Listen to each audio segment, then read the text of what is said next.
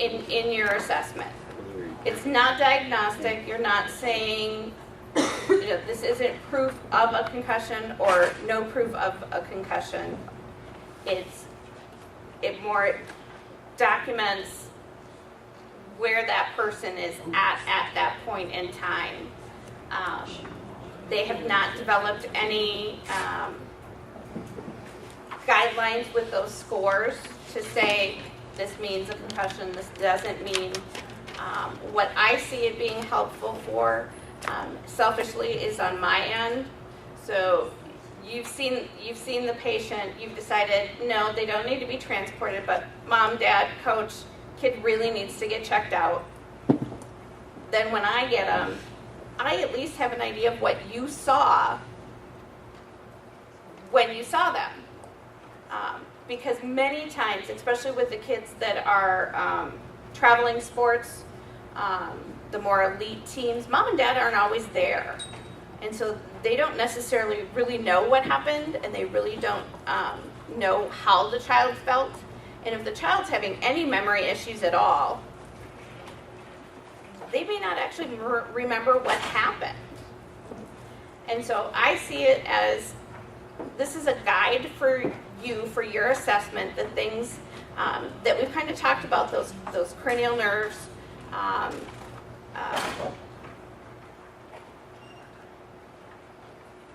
and it just walks you all the way through it. It even has the Glasgow Coma Scale on it. All right. The SCAT is for 13 and older. Under 13 is the child version. Okay. The other way that this can be really helpful is if it's done baseline. So if it's done preseason, if the coach, the parent, somebody goes through and evaluates the child, you avoid the, well, I wouldn't have been able to walk in a straight line anyway, because they've demonstrated it beforehand, and you can compare what they were like before.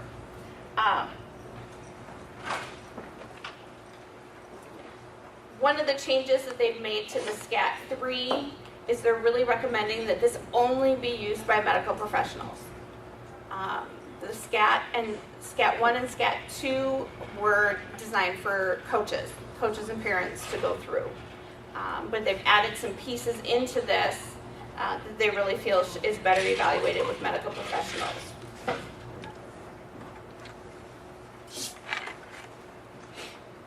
So you guys all know this. Indications for emergency management.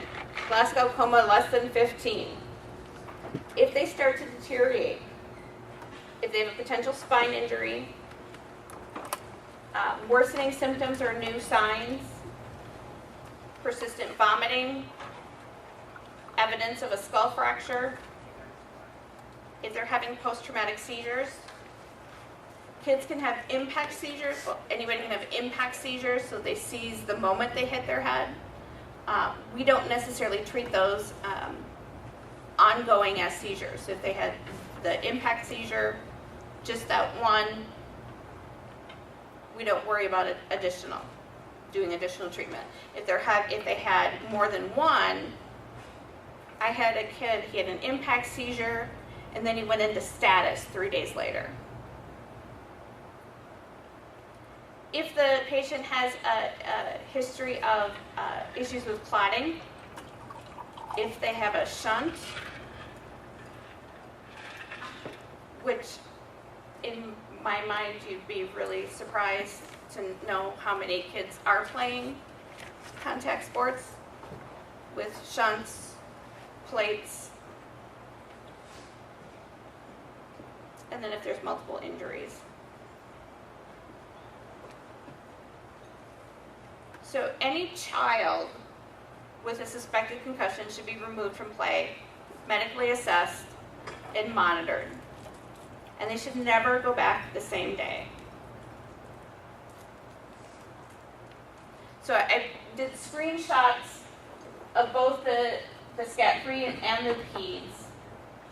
And you're going to go through and ask about potential signs of concussions.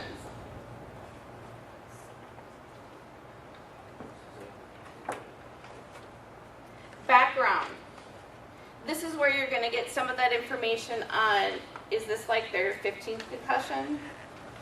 Is this their first concussion? Do they have other issues going on?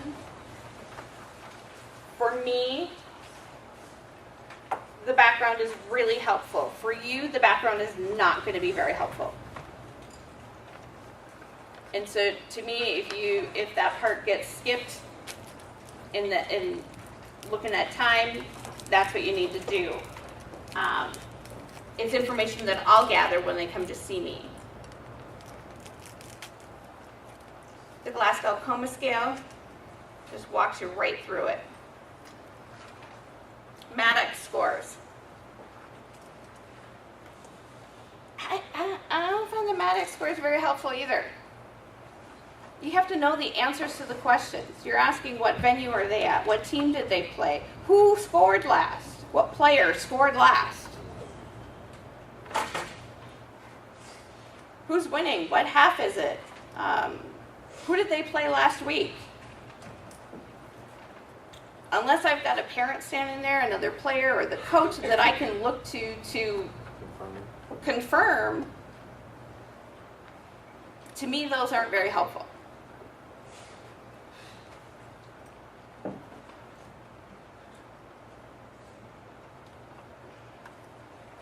What about, I've had a question about this for a while. When we're checking alertness on a patient, the questions seem too simple to me. They still can be messed up, and like they know their name, they know where they're at, they know what day it is.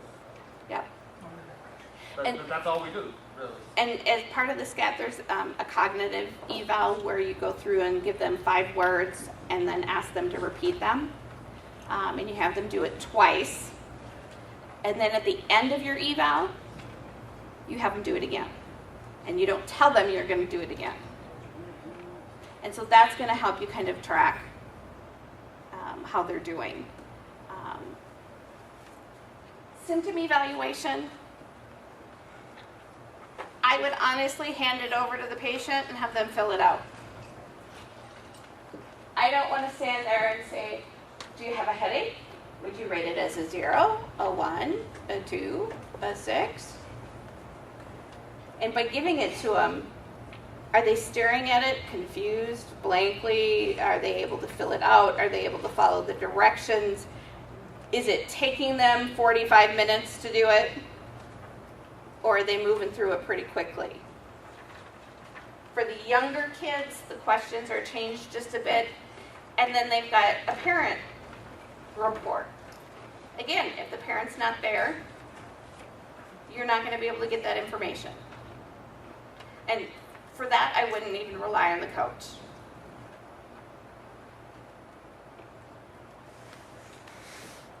So your cognitive assessment, I'm going to steal yours. So I did this with their class. Actually, I did it with 4 classes of theirs. Some of them didn't do very well.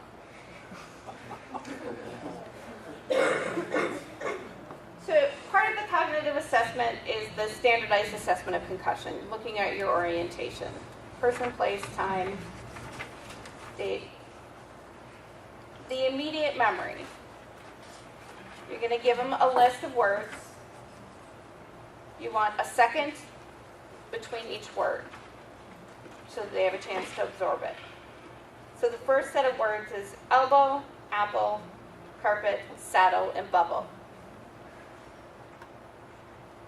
And you're going to have them repeat it. They can repeat it back to you in any order. They don't have to remember it in order. Then you're going to have them do it again. And again. The harder ones are the digits backwards. They even have the little ones doing this. 5-year-olds. I had my 12-year-old niece try to do this. So I used the peds version. She could go up to, I think, the 4 string. So you'd say, I'm going to give you a list of numbers, and I want you to repeat them back to me backwards. So if I say 1, 7, you say 7, 1. Make sure they understand. So the first string of numbers is 4, 9, 3. Then you move up to 4 digits. 3, 8, 1, 4. Try to just in your heads. Try to repeat that backwards. Failed. I'm already doing that. Then we're up to 5, 6, 2, 9, 7, 1.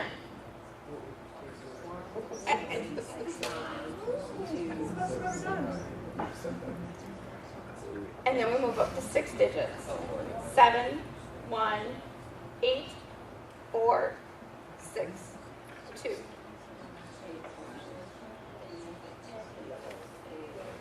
Okay.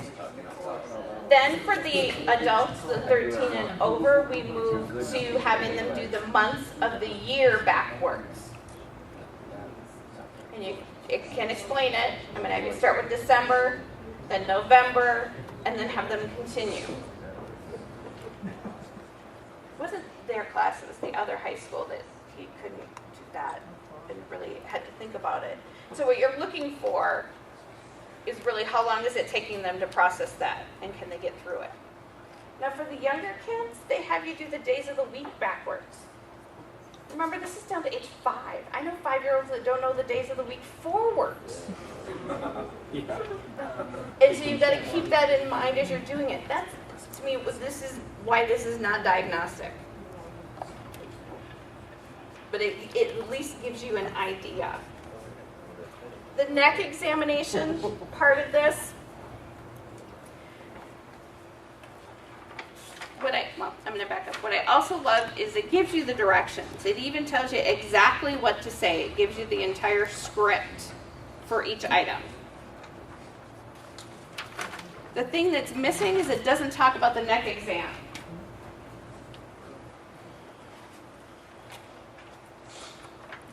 And so it has, first thing on there is range of motion. Please don't check range of motion until you find out whether they're having pain and whether they have midline tenderness.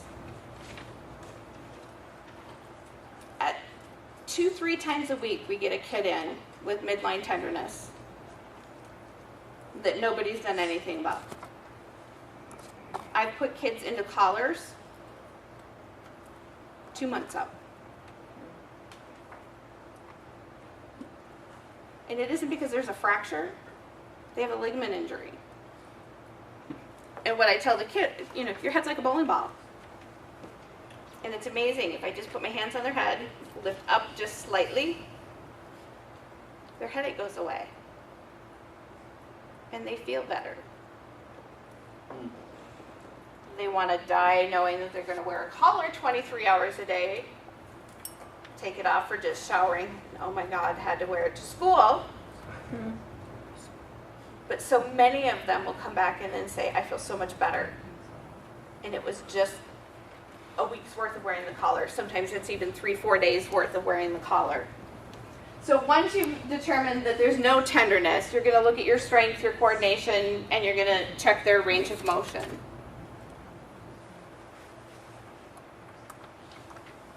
Balance examination. You need to be able to time them because these are 20-second tests. They need to take their shoes off, roll their pants legs up so you can see their feet. And I really hate this part because I know how hard it is to do. They have to remove any ankle taping to be able to do the tests.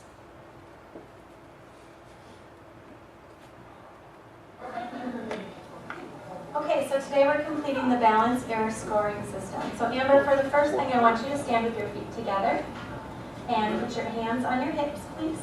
We're going to close your eyes and we're going to balance for 20 seconds, beginning now.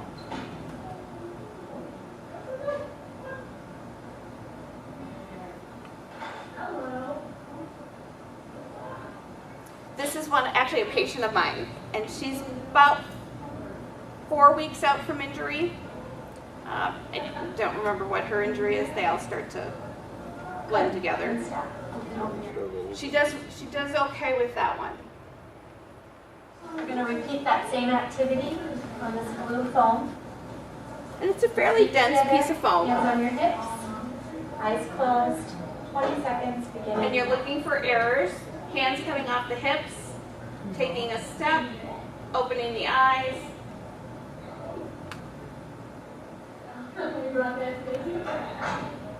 She's doing okay, but do you see the little wobble there? And she's getting more and more wobbly as Stop. that goes on. But the form tells you exactly what you need to tell them.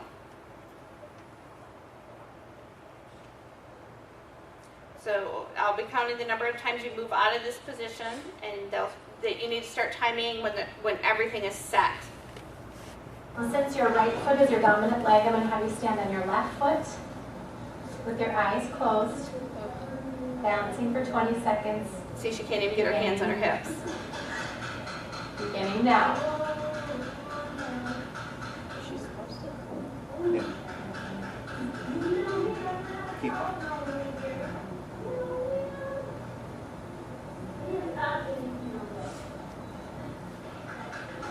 And moving out of position, having to catch herself is also considered an error.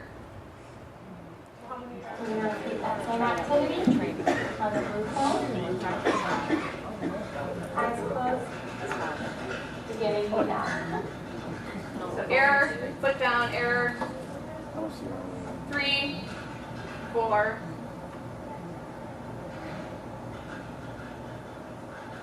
5, 6. Get better. Good, and stop. 7. And it allows for a couple, so you're tracking how many errors that they had. And so when you're doing the single leg stance, you want to know what their dominant leg is. And the best way to do it is just to ask them which leg they would use to kick a ball. And so if they use their left, you're going to want them to balance on their right, and vice versa. This time we're going to go into a tandem stance. So your left foot's going to be in the back. I want you to bring your right foot forward, heels touching the toes, hands on your hips, and your eyes closed, beginning now.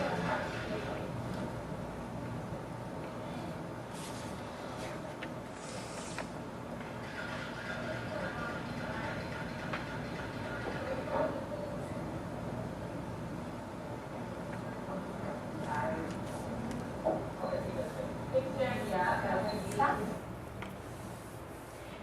Now, you're not going to have the foam. I put the foam examples in because those were the best ones to show you the errors that can occur. And so, you see that off the foam, that's pretty significant when there's multiple errors like she I'm had. going to repeat that same activity on the blue foam. Eyes closed, beginning Oh, now. I put the wrong one in. I'm sorry. We'll skip that. She's gonna hate that phone. Now, you can do the best, so that double leg stance, single leg stance, and the tandem stance, those 3, or you can look at just tandem gait. And so that walking heel to toe, it tells you exactly how many feet you need them to walk. Perfect if it's actual field, because you can have them walk right on that line. And they need to do it as fast as they can without stepping off. 3-meter line is what it needs to be. And then they need to be able to do a 180-degree turn and come back and maintain. Now I'd like you to walk like walking on a tightrope with one foot right from the other, heel right up against the toes, and walk down and back that way. So their heel and toe have to touch.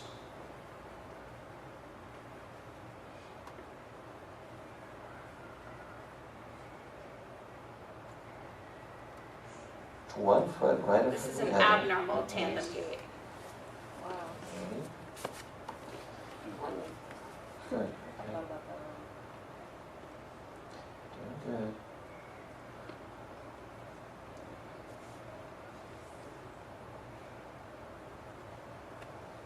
Okay.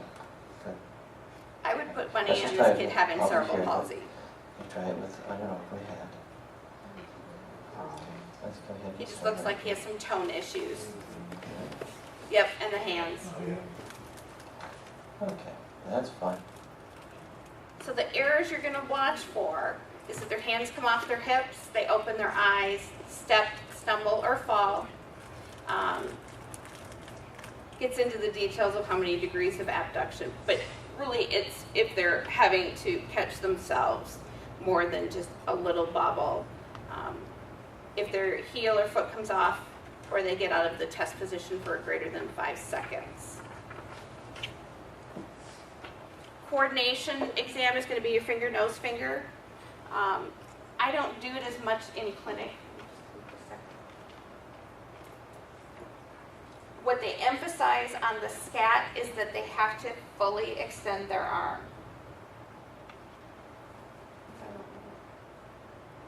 So you need to be at a position where you're far enough out.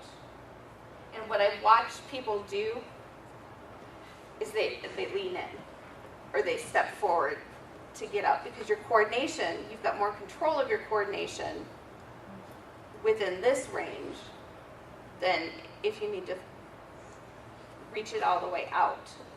And so you want to be able to test how well they do.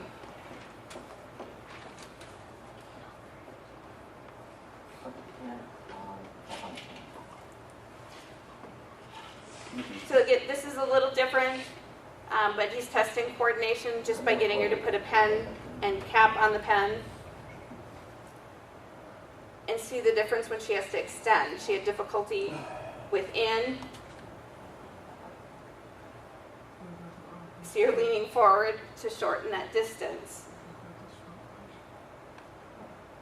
And now, just go from the tip of your nose and tip of your pen back and forth.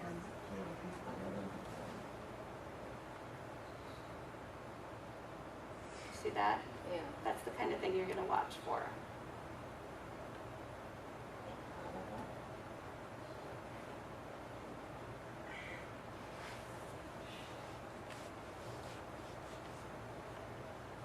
See, she's even, the more she goes, having even a hard time getting back and making contact with her nose.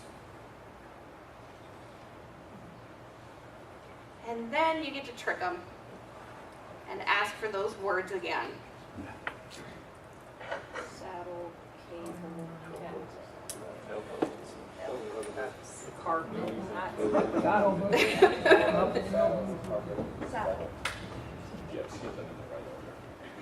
You do not have to get them in the right order. They can give them to you in any order. But the idea with the list of words, they give you a couple extra lists just in case you need them. But if you have to make up your own list of words, just make sure that they're different.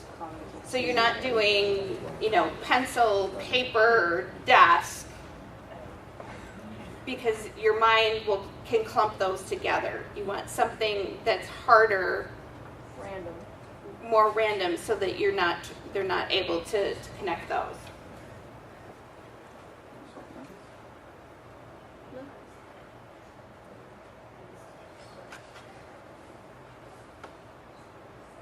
How many would remove a helmet, like football helmet, hockey helmet? Depends on the situation. Depends on what's going on. Depends on, okay. I've got 2 videos. Hi, I'm Mike Sindel. I'm a certified athletic trainer and president of Sports Medicine Concepts.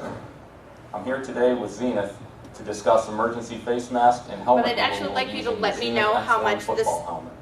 connects with what you would When I come do. out onto the field after an injured player, my primary concern is for the athlete's airway, breathing, circulation, and to provide for inline stabilization of the cervical spine.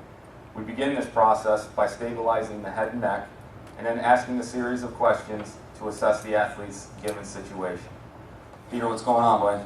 Hit helmet to helmet, I'm feeling a little dizzy. Okay, do you have any pain in the back of your neck? Yes. On a scale of 0 being no pain, 10 being excruciating, where are you on that? An 8. Okay, I'll tell you what, I'm going to call Tony out. We're going to take a couple of precautionary steps here. If If we decide that it's necessary to remove the face mask to gain access to the injured athlete's airway, we do so by using a power screwdriver to unscrew the hardware no. from the face mask clips. Anybody ever done What that? we're gonna do, we're gonna take those screws out on the face mask and get that face mask up. The X1 is equipped with T-nut blockers that hold each T-nut in place so they don't spin during removal of the screws. When the hardware is unscrewed from each one of the face mask clips, we remove the face mask from the X1 football helmet. If attempts to remove the face mask using a power screwdriver are unsuccessful, we use the FM extractor to cut the face mask clips from the face mask and remove the face mask from the football helmet. Stay as still as you can and listen to us, and we'll get you home safe. We begin by removing the mouth guard and cutting the chin straps, which will not result in further movement of the head, and then removing the chin cup. We then gently remove the helmet from the athlete. On 3, I'm gonna pull the helmet. 1, 2, 3. Okay, we're about to come off. Following removal of the helmet, we pack and fill all voids to maintain inline stabilization. I got them on 3. 1, 2, 3. With the face mask and chin cup removed, the helmet sides will likely have enough flexibility to remove the helmet without needing to remove the jaw shock absorbers. However, the jaw shock absorbers may be removed by cutting the bonnet area that holds the shock absorber, pulling off the jaw guide, and then cutting the shock absorber cable guides. The shock absorber can then be pulled straight out. For more information about emergency management protocols, visit sportsmedicineconcepts.com. For more information about the Now that was specific to that brand of helmet.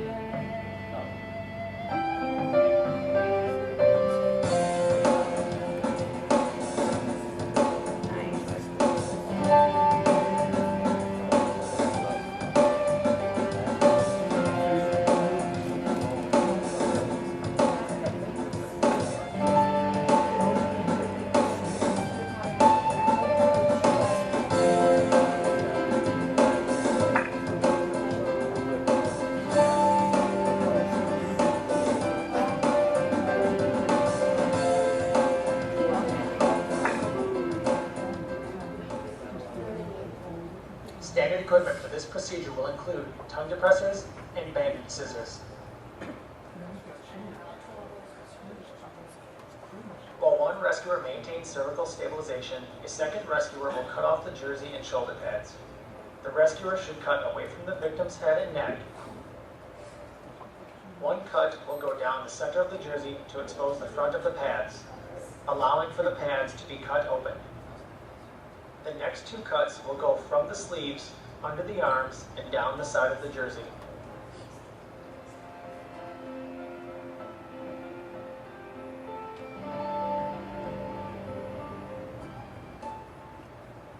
The shoulder pad underarm straps can be removed or cut at this time. Some styles of helmets require the cheek pads to be removed prior to the helmet coming off the victim. We demonstrate this technique using a simple tongue depressor. Once the cheek pads are removed, the helmet and shoulder pads can be removed as a single unit. To remove the helmet and shoulder pads as one unit, 2 rescuers will need to assist with lifting the trunk slightly, while another rescuer holds stabilization at the victim's cheeks. The person who was at the head previously will now be free to remove the helmet and pads as seen here.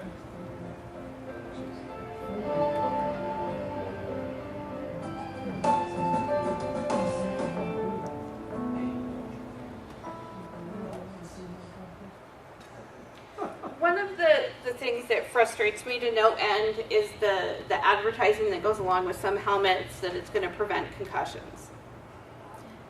No helmet is ever going to prevent a concussion, no matter how good it is. I think there's actually a couple of lawsuits. Revolution has some lawsuits because of the advertising that they put with their helmets.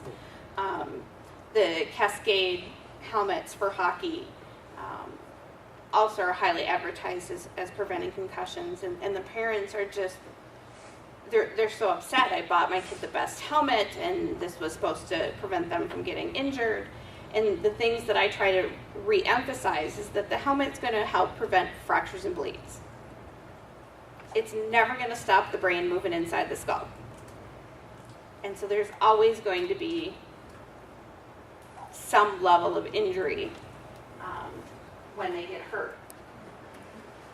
Now, this next one is just, to me, kind of pure humor that I thought I would.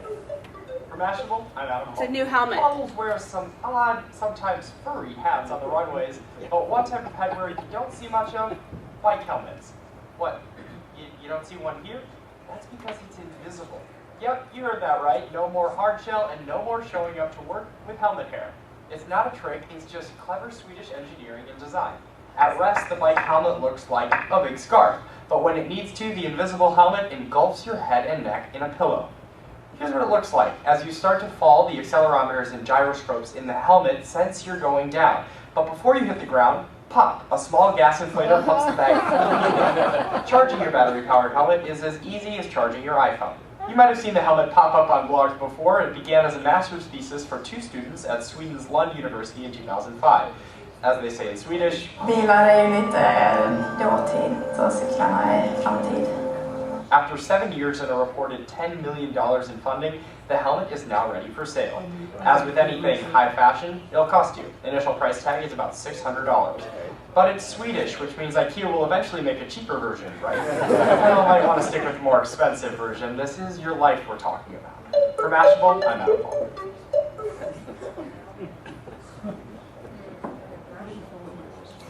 I used to joke about the invisible helmet, that, you know, the motorcycle riders that have the helmet that's on the back of the bike that's supposed to magically appear on their head, and now we're getting a little bit closer. I don't know if it's true, but they say in football when they had the leather helmets, they had less head injuries because people didn't use them as a weapon. Yep. Same thing with hockey, with all of the okay, I'm not a hockey person. All the pads that, especially the elbow and shoulder, they're providing the player so much protection that they don't feel it when they go in and check. And so because they don't feel it, More radical. you know, they're going to do it more often. And I think that's the same thing in football. We're seeing players that are bigger, faster. We have better protective equipment, and so they don't necessarily feel those hits. And so they're more aggressive in what they're doing. There was a lot less injuries in hockey and football before helmets were put into play. You guys know spine immobilization. So, what happens to them when you're done with them and I get them? I'm the one that gets to ruin their lives by saying you can't play. But my goals are to prevent second impact syndrome. I want to prevent the effects of cumulative injury. I want to make sure they're completely healed before they go out and get another one. I want to prevent post-concussion syndrome. So symptoms that last longer than about 30 days is considered post-concussion syndrome. They need to be asymptomatic before they get returned to play. We're going to rule out fractures, bleeds, neck injuries, spine injuries.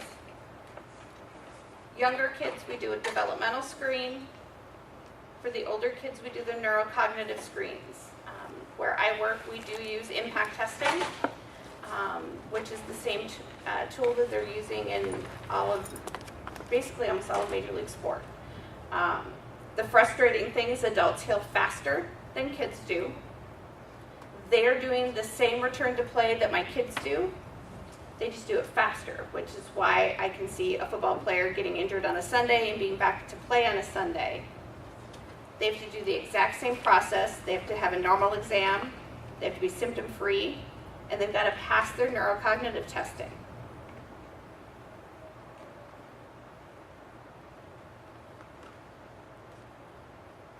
It's much better, especially for the kids, to ask very specific questions. Not, how do you feel? Fine. Do you have a headache? Are you dizzy? Are you having problems sleeping? Absolutely drives my nurses crazy. They'll go into the room. They basically do a how do you feel? They're told fine. And then I have the kids rate their symptoms, and they've got all these symptoms that they're reporting.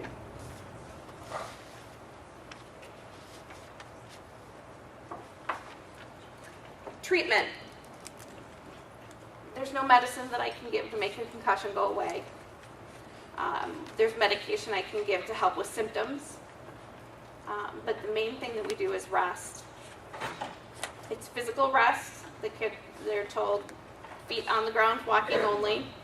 No sports, exercise, working out, nothing strenuous. I don't want them vacuuming, shoveling snow, raking leaves, mowing lawn. Really nothing that gets the heart rate up. They also do a week's worth of cognitive rest. This is where amusement comes in. Ask these guys how they would respond. No texting. No video games. No computer unless it's schoolwork. No reading unless it's schoolwork. I have removed kids from school for a week, depending upon the severity of their symptoms and their cognitive screen. When I remove them from school, it's no school, no homework. In addition to everything else, they can watch TV and movies, and that's it. I also throw in no naps longer than an hour. Why are you punishing me? I hear that from the parents almost as much as the kids. No, the little kids, you know, when you tell a parent of a 2-year-old that you want them to lay low on the physical activity, you do the best that you can. You try to give them the quiet activities, you know, keeping them engaged that way. You know, but the younger kids are up and down and all around and running around. But the other thing is the younger kids self-regulate better. If they don't feel good, they stop. They're sitting on the couch, they're laying on the couch, they're not wanting to play. And so that's a really good indicator of how they're doing. School modification may be needed. Some of the kids need half day. Some I'll even send to school for an hour just to start getting them re-engaged. We reduce tests, the amount of homework, the amount of reading, to try and let them have some time to heal. Now for the kids who are honors classes, advanced placement classes, doing college courses, they're always in straight A student, this can be really hard to say, you need to slow down on your homework. You need to take a break. Can you tell me the specifics on not letting a patient sleep immediately after a head injury? You mean the idea of waking them up or the not taking a nap? Not letting them go to sleep, which doesn't really apply to us because by then we have them hopefully loaded up and gone. But isn't there a time period where? Not really anymore. There used to be that it would be recommended that you wake them up every couple of hours, but at this point there's really no evidence behind that being necessary. And when you have an injury, you actually need that sleep to restore for healing. And so waking somebody up every couple of hours and interrupting that sleep pattern can cause more problems down the line than before. I limit the naps because then the kids sleep all day and they're awake all night, and then when I get them back into school, their whole sleep cycle is out of whack, and it just causes more problems. So if we're doing assessments like on field and they're really tired, after we finish our assessment we can let them go to sleep. We don't have to keep them awake until we get to the hospital? You don't. I have a question. So if they did have an actual fracture, they don't necessarily have a concussion. I will always assume if there is a fracture or a bleed, they have a concussion. Because if there was enough force to cause that injury, there was enough force to be moving the brain around. But it may be asymptomatic. Okay. Yep.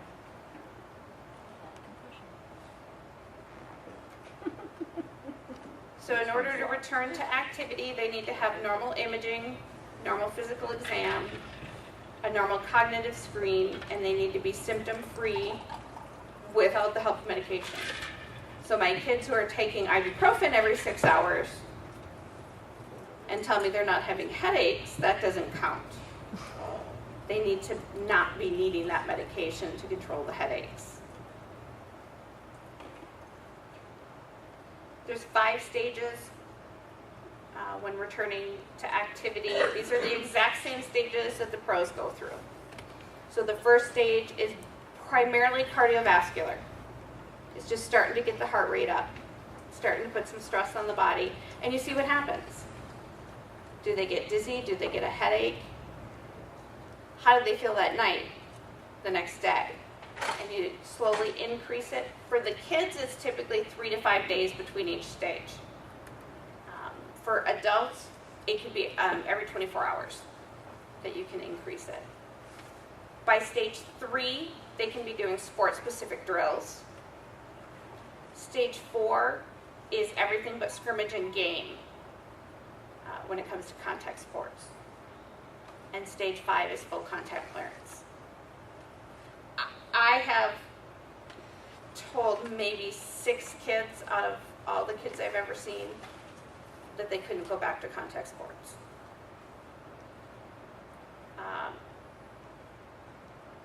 The ones that are the harder ones for me to return are the kids that are already receiving special education services.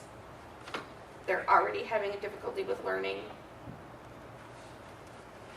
But really, as long as they come back to where they were, I don't have a medical reason not to clear them. However, I usually make the doctor do that part of the conversation. Parents seem to take it better from A male, and B, a physician, which is fine with me. They can go be mad at him for not returning their kid. Neurocognitive screening is the most important tool that I use. This is my objective measure. If I have a kid that is telling me they're completely symptom-free, but their cognitive scores are poor, I'm not going to let them back into their activity. There's a bunch of different tests: impact, cog sport, head minders. Physical and cognitive symptoms resolve first before the actual testing improves. What this allows us to do is track scores through the injury recovery process. You're looking at verbal and visual memory, visual motor speed, which is just thinking speed, processing speed. You're looking at reaction time, and you're tracking their symptoms. Test is about 30 minutes. It's on computer. It's best to do it in a quiet environment. The first part of the test is word discrimination. It gives the kid 12 words. It's 750 milliseconds per word. They see the list of 12 twice. Then they get a list of 24 words, and they have to remember what word it was they saw. And it plays semantics, so it'll do doctor, nurse, spoon, fork, fence, post, snow, ice, that kind of thing. This is the part I hate the most. It gives them 12 of those squiggly designs, lets them look at it again twice, then it repeats it and with 24 of them and asks us if it's one that they saw. It'll be flipped or mirrored. Now, this has been tested thousands and thousands of people between the ages of 10 and 60. So there's tons of normative data. What it looks at is it compares males, if it was a 14-year-old male to other 14-year-old males, and comes up with a percentage. So the memory piece in the third section is the X's and O's. It gives a grid of X's and O's in black, highlights it in yellow, 3 of them. Then it brings them to what we call a distractor task, which is the red circle, blue square. And it's P and Q on the keyboard. And they have to push the right letter when that image appears. And so what it's doing is making a distraction so it's harder to remember where those X's and O's are. I had one kid, I don't even remember how I found out. He put his chewing gum on the computer screen where the X's and O's were to try and remember where they were. I don't think he did. Fourth section gives a bunch of shapes with numbers. You select a number that goes with the shape down here. Lets you do that a couple of times. Then it takes away the shapes. And you have to remember when the shape's on the bottom, what number it corresponded to. How does anybody ever pass them? It is absolutely amazing where people score. It really is. The color match gives the word green in the color green and red and green and blue, and you have to select it when the color of the word and the word match. The last section is where they have to count back from 25 using the mouse, 24, 23, 22, 21, as fast as they can. Nobody ever gets to 1. It's not designed to get to 1. It's designed to distract you from the other piece, which is remembering 3 letters and what order the letters were in. So, 14-year-old, this is when we first started our clinic. Dad noted during the second half of a football game that the patient was kind of stumbling on the field, kind of like not going in the right direction. He came into our clinic for evaluation in November, right before we started using impact testing. He didn't come back to see me until January of 2008 when I was able to use impact testing. For above average students, they should score 65% or above. An average student should be 35 and above, and somebody with special education needs should be at least 20 and above. His word memory in January was 13. He's an above average. Word memory was 13. His visual was 2%. His processing speed was 1%, and his reaction time was 1%. I actually pulled him from school, did the mind rest, the physical rest for 2 weeks because of how symptomatic he was. And we were far out from injury. Injury was actually in October. When he came back for the second test, his word memory was at 29%, visual was at 35%, processing was 43%, and reaction time was 41%. By the time I cleared him, he was at 75%, 96%, 85%, and 71%. Is some of that due to learning the test? As long as there's 3 days between tests, the test retest is really good. So what is that, rest? The rest is good? And symptom management. Because you'll see here, they rate their symptoms on a 0 to 6 scale. Total symptom score, the worst is 132. The worst I've ever had was 112. Best, of course, is 0. He was rating his symptoms at 75. Headaches were 5 out of 6. Sensitivity to light was 6 out of 6. Irritability, 6 out of 6. Difficulty concentrating was 6 out of 6. Again, by the time I cleared him, he was down to 2.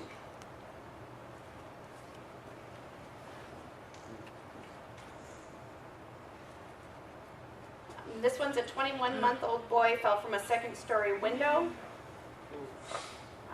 No loss of consciousness, was brought to the ER by family. He was irritable, he had no seizure, no vomiting. He saw us 2 weeks and 6 weeks after injury.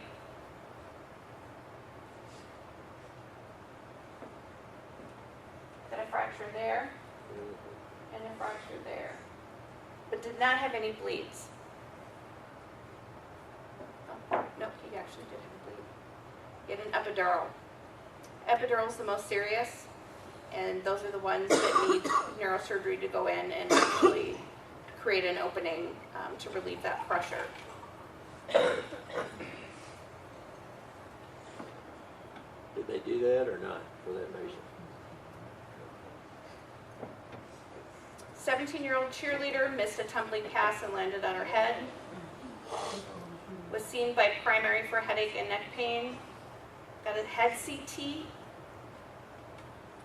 and referred to orthopedics and to trauma clinic.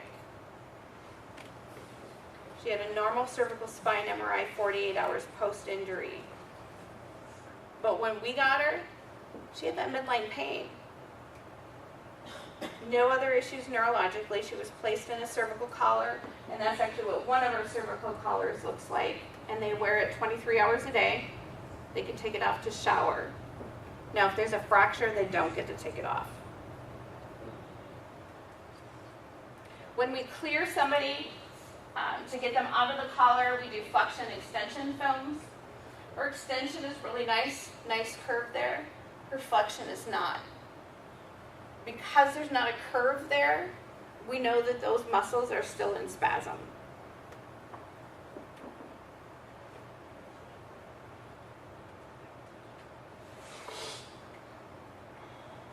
A 17-year-old male sitting on top of a bridge fell. Denied any loss of consciousness. Had memory loss, confusion. When he left us, he had a lumbar compression fracture, closed head injury, a femur fracture, a pelvis fracture, a forearm fracture. He had acute blood loss, pulmonary insufficiency, and he was positive for THC when he had come in. So he was placed in a TLSO, thoracic lumbar spine orthotic.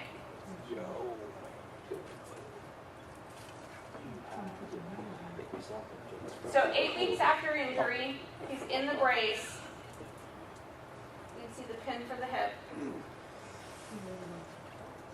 Little tiny curve, not a bunch. Then he decided to not wear his brace anymore. And he curved. Curve is permanent. And you can see his pins for his femur fracture. Now, to me, the really interesting thing is he didn't score too bad on impact.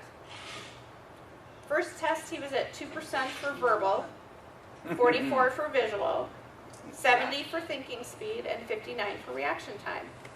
And he was only reporting symptoms of 4. By the time we cleared him, he was at 88, 74, 57, and 93. When there's fractures or bleeds, they're automatically kept out of physical activity for about 8 weeks so that the fractures and bleeds have a chance to heal. Head CT, that's what a normal head CT looks like. That's a 2-year-old who fell from a second-story window and landed on her head hitting cement.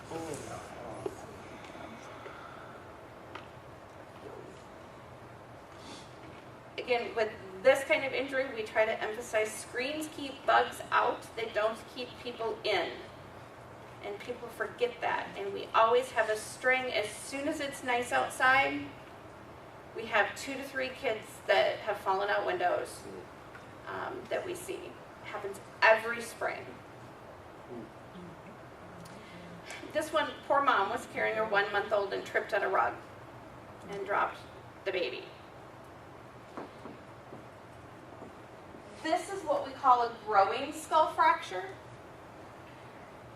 For children who still have their fontanelles, who their sutures haven't fused, we have to watch those fractures really carefully because the brain grows faster than that fracture can heal. And that's what was happening in this case, is that there was actually, this is all exposed brain for that baby. And occasionally, it's depending on the size, it's just monitored. Sometimes they actually need to go in and put a plate in so that the brain is actually protected. This poor child, 14-year-old, she was just standing at the bottom of a sledding hill. Got taken out. She had an epidural. This is all blood in here. She barely made it into the OR in time. This is when she started out at the scene, awake, not necessarily oriented, but she was talking and rapidly progressed to unconsciousness.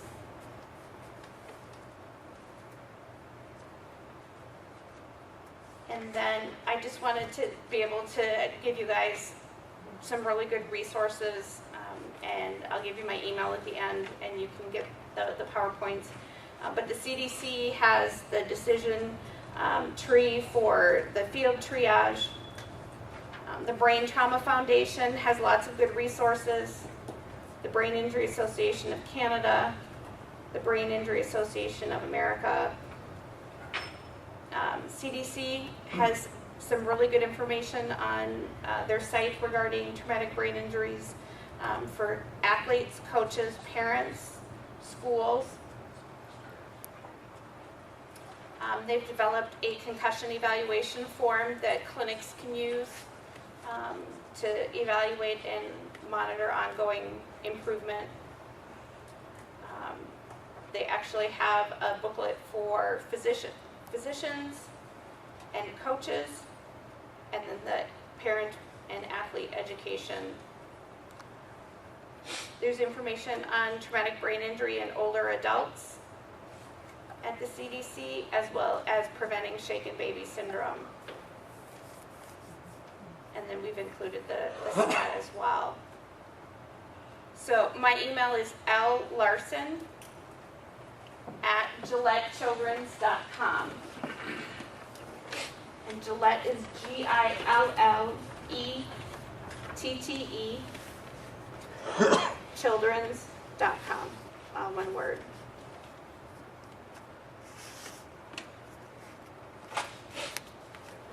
And if you think of, questions, I'm pretty good getting back to people in about 24 hours.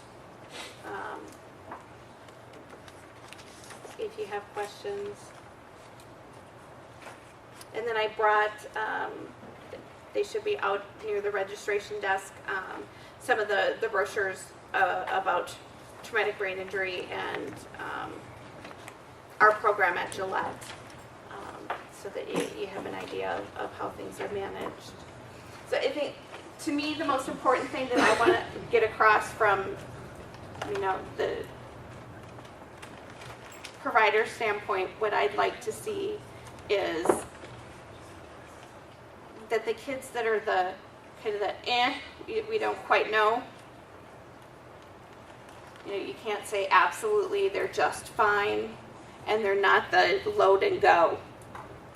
Those are the easier ones. The ones in the middle, I really want, people who are in the field to be able to be comfortable in saying, this is really looking like a concussion. Really want you to follow up. I always tell parents, ER's the first choice. But I have parents that'll take their kids to their pediatrician, they'll go to urgent care. It doesn't matter, I just want somebody to lay eyes on them. Because I get many kids who, it is until 3, 4, 5, 6 months later that everybody's putting the pieces together. Oh yeah, they were in a car accident. And now we've gone from an A student down to a D student, and we're having daily headaches and the room's spinning. Well, what would the ER do other than the CAT scan? I mean, are they gonna do that whole cognitive test and neurological They won't do test? they won't do the cognitive test.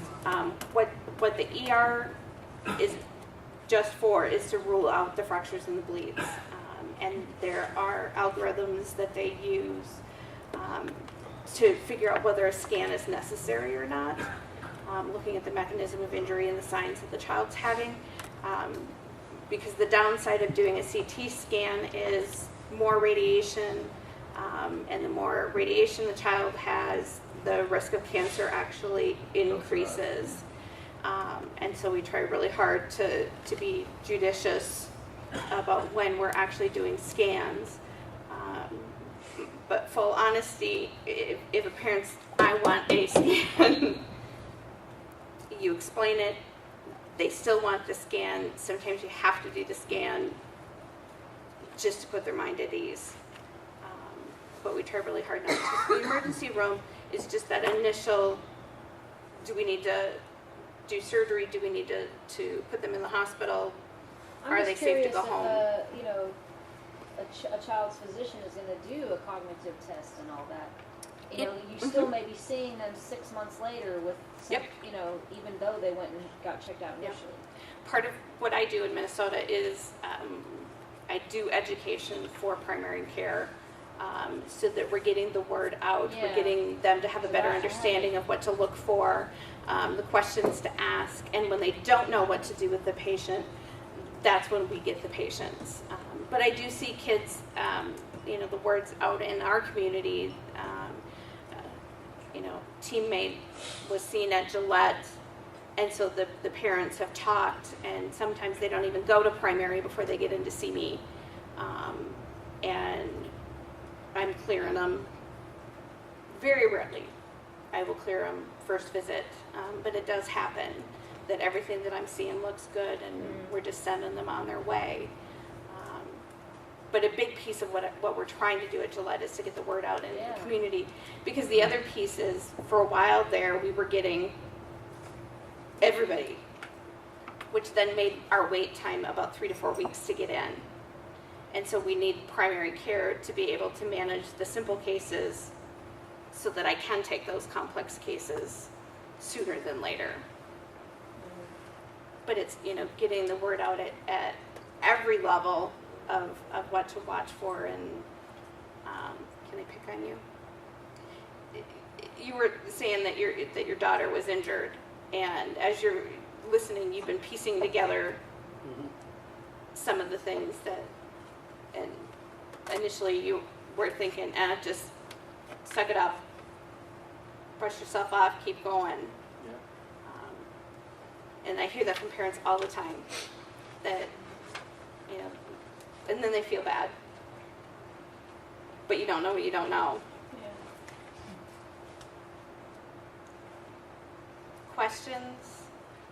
Did the helmet removal reflect what you would do? Kind of? What about the pad removal? Is that something that you would, would there be a reason that you would take a helmet off and leave the pads on? No? We expose. Okay.